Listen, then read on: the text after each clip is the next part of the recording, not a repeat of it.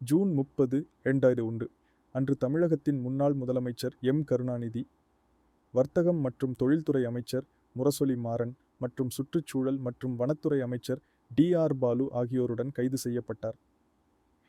ஜெயலலிதா அரசாங்கத்தால் நடத்தப்பட்ட தமிழ்நாட்டு சட்டமன்ற தேர்தலை தொடர்ந்து திரு. ஆச்சார்யலு மாநகராட்சி ஆணையர் ஆனார். கருணாநிதி அரசாங்கத்தால் அவர் இடைநீக்கம் செய்யப்பட்டார்.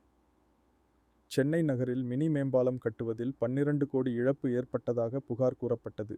திமுக தலைவர் மு. கருணாநிதியை கைது செய்ய ஜெயலலிதா உத்தரவிட்டார்.